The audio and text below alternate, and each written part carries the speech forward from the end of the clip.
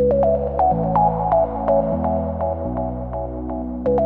villes intelligentes et les solutions innovantes présentent plusieurs opportunités, mais dans nos efforts d'amélioration de la qualité de vie des humains et de repenser aux villes, il est essentiel qu'on se demande si ces systèmes sont inclusifs.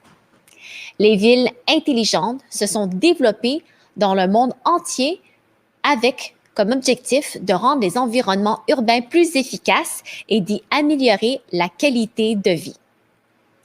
Alors que la révolution numérique offre une fenêtre d'opportunités sans précédent pour améliorer la vie de millions de citadins, est-ce qu'on n'oublie pas par le fait de nos citoyens les plus démunis?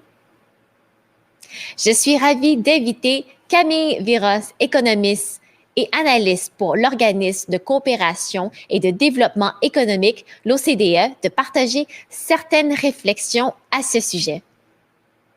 Bonjour Camille. Bonjour Ravi, bonsoir, bonjour, bonsoir et bonsoir à tous. Bonsoir oui, bonsoir pour toi. Bonsoir, voilà, depuis Paris en France. Je suis vraiment très heureuse d'être avec vous aujourd'hui et un grand merci pour votre invitation à cette conférence qui est vraiment passionnante et j'ai écouté avec beaucoup d'intérêt toutes les interventions qui ont précédé. Donc aujourd'hui, je suis ravie d'apporter un éclairage international et de vous présenter un aperçu assez bref du travail de l'OCDE sur les villes intelligentes. Donc, je vais consacrer les 10 prochaines minutes à cette question qui, je crois, nous concerne tous. Comme tu l'as très bien introduit, Ravi, est-ce que les villes intelligentes profitent à tout le monde et comment peut-on s'en assurer ? Donc, pour répondre à cette question, je vais évoquer 3 points principaux. Premièrement, vous donner un bref aperçu des stratégies de villes intelligentes dans les pays de l'OCDE et dans le reste du monde. Ensuite, deuxième point, essayer d'expliquer pourquoi il n'est pas garanti, en fait, que les villes intelligentes profitent bien à tout le monde et donc pourquoi il est essentiel et primordial de mesurer la performance des villes intelligentes. Et enfin, j'essaierai de voir comment, en pratique, on peut mesurer la performance des villes intelligentes. Donc, tout d'abord, un rapide aperçu des stratégies de villes intelligentes dans le monde. Donc, il est important de souligner que les villes sont vraiment pionnières dans la mise en place de solutions intelligentes urbaines.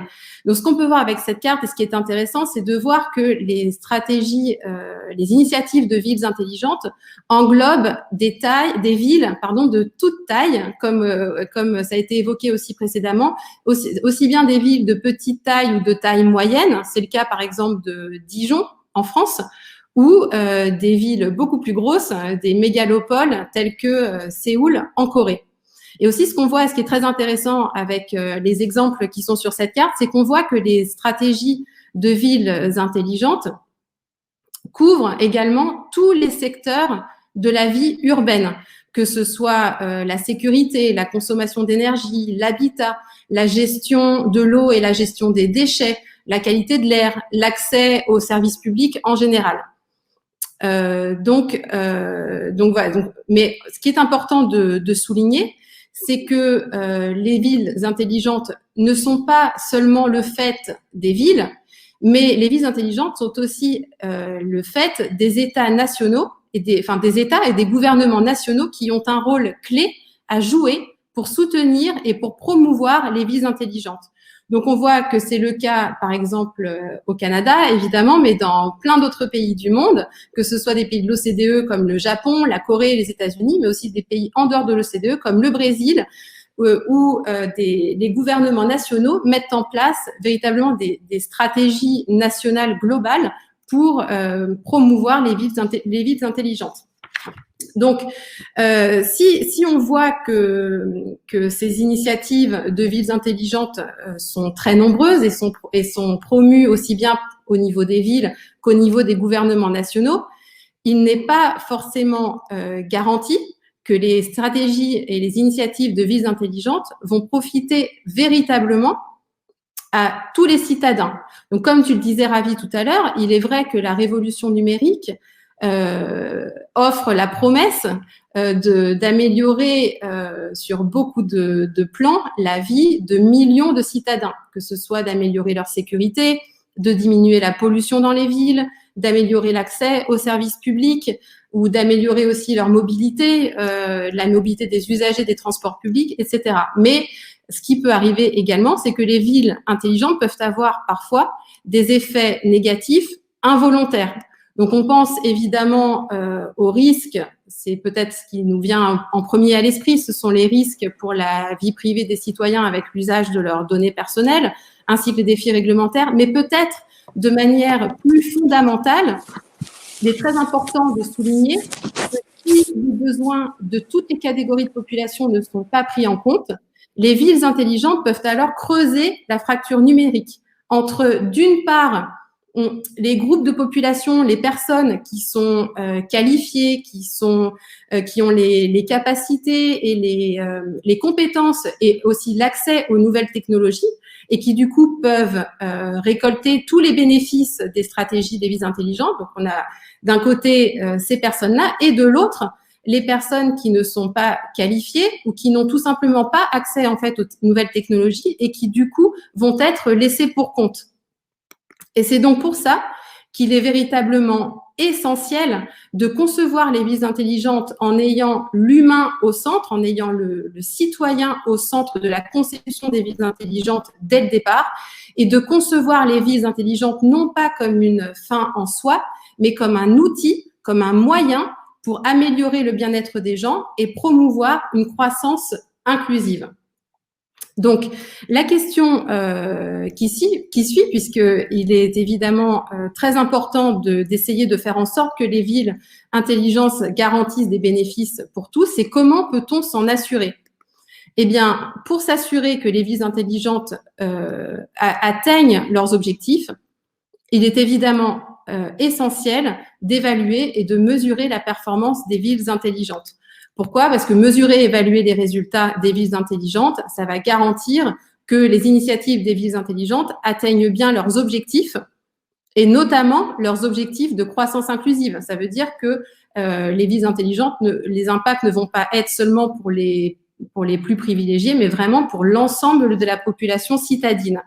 Donc, pour illustrer ce point, il est important de rappeler qu'en fait, les moyennes statistiques peuvent souvent cacher des disparités, qu'elles soient locales ou entre les différents groupes de population. Donc, juste pour vous donner un exemple de l'importance de la différence entre les moyennes et entre les différents groupes de population, si l'on regarde l'utilisation d'Internet, par exemple, on se rend compte que dans les pays de l'OCDE, l'utilisation d'Internet par les individus, enfin une très forte proportion des individus utilisent Internet, mais elle est beaucoup plus faible pour les personnes qui ont des revenus plus faibles. Donc, par exemple, la barre noire qui montre la moyenne de l'OCDE sur ce graphique, on voit que près de 95% des gens qui ont les revenus les plus élevés utilisent Internet, mais seulement 70% des personnes avec les plus faibles revenus parmi la population utilisent Internet. Donc, on peut imaginer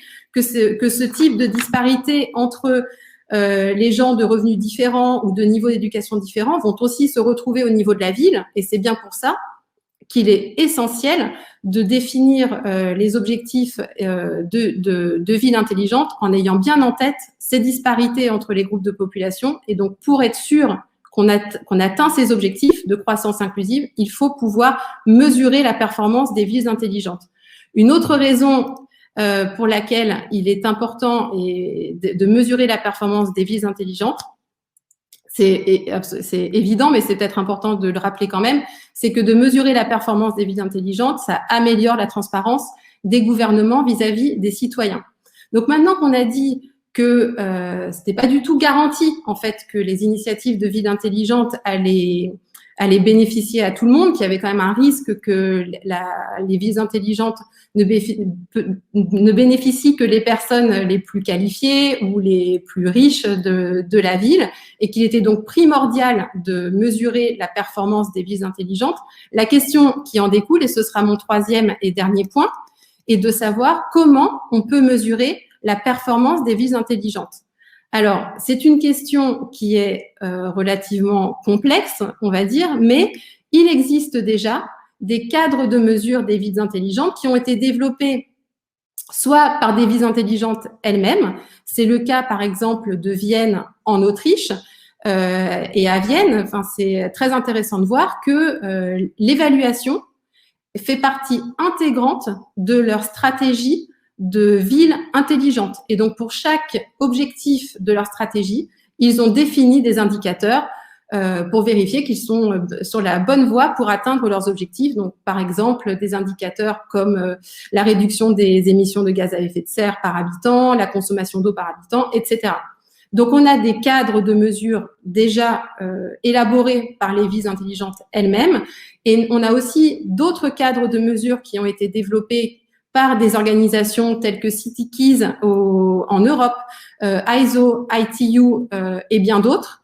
Et donc, par exemple, si on prend l'exemple du cadre qui a été développé par l'Union internationale des télécoms, des télécommunications, ITU, leur cadre de mesure de ville pour les villes intelligentes et durables comprend 91 indicateurs, je crois, qui sont répartis en 3 dimensions, l'économie, l'environnement et société et culture. Alors, quand on fait l'analyse de tous ces cadres de mesure des villes intelligentes qui existent déjà, ce qui est très intéressant de noter, déjà, c'est que ce sont des cadres de mesure qui nous permettent d'évaluer la performance des villes intelligentes, mais aussi, quand on analyse tous ces cadres de mesure, on se rend compte que c'est complexe, c'est compliqué de mesurer la performance des villes intelligentes et qui sont confrontées, en fait, à beaucoup de difficultés. Et j'aimerais en citer 2 majeures. La première difficulté qu'on a quand on veut mesurer la performance des villes intelligentes, c'est que, alors, il est assez simple, en fait, de mesurer la digitalisation d'une ville. Par contre, ce qui est beaucoup plus compliqué, c'est de mesurer l'impact que va avoir la digitalisation sur les différentes dimensions du bien-être des gens dans les villes. Par exemple, on peut très facilement mesurer le pourcentage des ménages d'une ville qui vont être équipés par exemple en compteurs électriques intelligents. Par contre, c'est beaucoup plus compliqué d'arriver à mesurer l'impact direct que va avoir l'installation de ces compteurs sur la consommation d'énergie.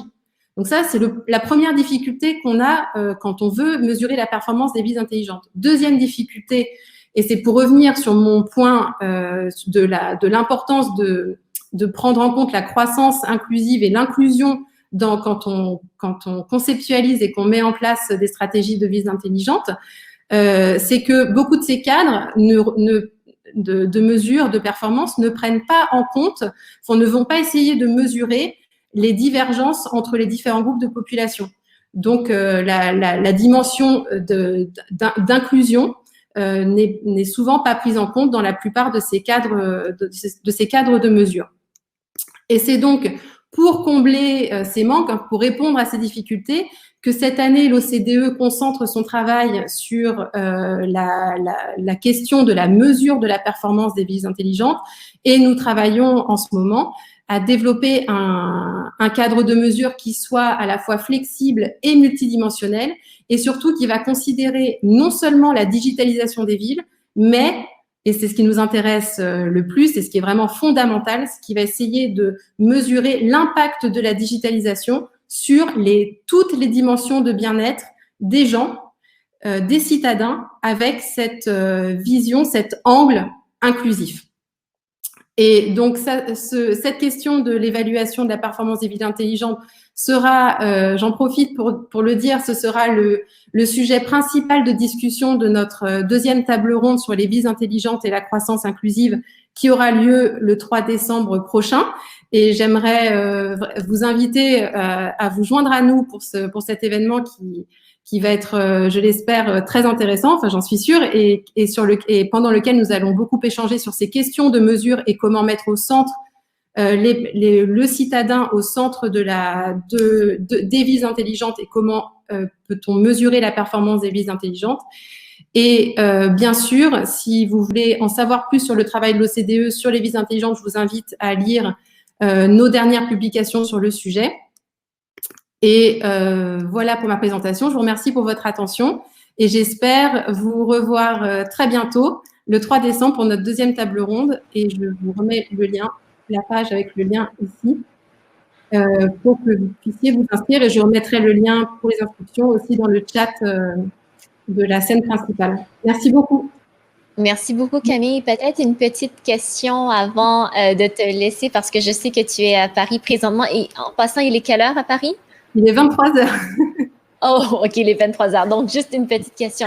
Oui. Alors, pour des villes qui commenceraient leur transformation pour devenir plus innovantes, devenir plus intelligentes, est-ce que tu aurais un petit conseil pour eux autres? Parce que là, tu as parlé beaucoup de la mesure de performance qui est important pour suivre, mais quel serait ton conseil pour ces municipalités ou ces personnes ou ces organisations qui tentent de le faire? Alors, je pense qu'en fait, donc on a dit qu'il fallait penser aux citadins en premier, d'accord, quand on met en place une stratégie de ville intelligente. Et en fait, je pense qu'il faut avoir cette idée d'évaluation aussi dès le départ. Donc, et c'est ça qu'on va, en construisant notre cadre de mesure de l'OCDE, en fait, notre envie, c'est que les villes, quand elles vont commencer à mettre en place leurs stratégies et leurs initiatives de ville intelligente, qu'elles puissent utiliser ce cadre de mesure pour avoir bien en tête ce qui est important à faire, quels doivent être les objectifs et à travers quels indicateurs elles peuvent mesurer leur performance. Donc, je pense qu'il faut en fait le prendre dès le départ, en fait. Dès le début, avoir ça en tête, d'évaluer sa performance. Est-ce que tu crois que c'est important de faire ce processus en concertation? Oui, évidemment. C'est très important et c'est vraiment, en fait, d'ailleurs, un point fondamental, en fait, dans notre cadre de mesure. C'est qu'il faut le citoyen et doit être au centre, mais aussi comme un acteur en fait de la ville intelligente. Non seulement il est le bénéficiaire de la ville intelligente, mais il doit être aussi un acteur et être sollicité dans la construction de la ville intelligente. Et il fait partie des interlocuteurs des gouvernements de la ville pour co-construire la ville intelligente. Et je crois que c'est merci beaucoup parce que je pense que c'est un point extrêmement important de notre travail aussi, de savoir comment toutes les parties prenantes sont intégrées dans le processus de conception de la ville intelligente. Merci beaucoup, Camille, pour ton temps, pour tes conseils. Je sais qu'il est tard de ton côté. Si tu pourrais rappeler également comment les gens peuvent suivre l'information, à partir de quel site, et également les réseaux sociaux? Oui, LinkedIn, mon compte ou le compte de l'OCDE, du Centre pour l'entrepreneuriat, les entreprises, les villes et les régions. Nous avons une page spécifique. Et puis, sinon, sur le site de l'OCDE, sur la page Ville intelligente et croissance inclusive. Et j'espère vous voir le 3 décembre. À bientôt. J'espère également. Merci. Merci beaucoup. Au revoir.